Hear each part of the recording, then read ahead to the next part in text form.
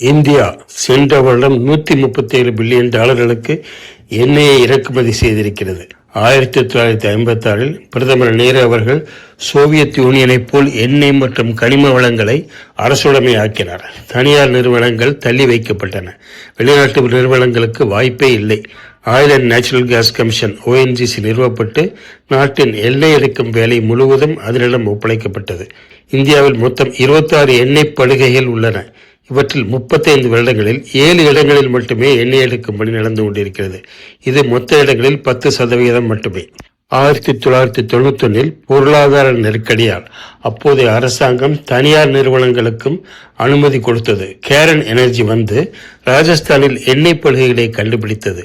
அப்போதைய அரசாங்கம் retrospective taxation என்று பழைய பாக்கி வரி என்று சொல்லி 10,247 கோடி செலுத்த வேண்டும் என்று கேரன் எனர்ஜியின் 8,000 கோடி மதிப்புள்ள ஷேர்களை கைப்பற்றிக் கொண்டது.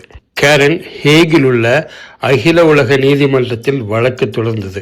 இந்திய அரசாங்கம் தீர்ப்பின்படி 7,900 கோடி நஷ்ட ஈடாக கொடுக்க வேண்டி வந்தது. அதனால் அப்போது இந்தியாவில் இருந்த வெளிநாட்டு கம்பெனிகளான Exxon Mobil, Shell, Total Energy ஆகியவை இந்தியாவில் எண்ணெய் எடுக்க முன்வரவில்லை. S&P குளோபல் இந்தியாவில் பூமிக்கடியில் 22 மில்லியன் பேரல்கள் எண்ணெய் இருப்பதாக சொல்லுகிறது. ஆனால் இந்தியா நமது தேவைக்கு 88% எண்ணெயை இறக்குமதி செய்து கொண்டிருக்கிறது. இது எதனால்?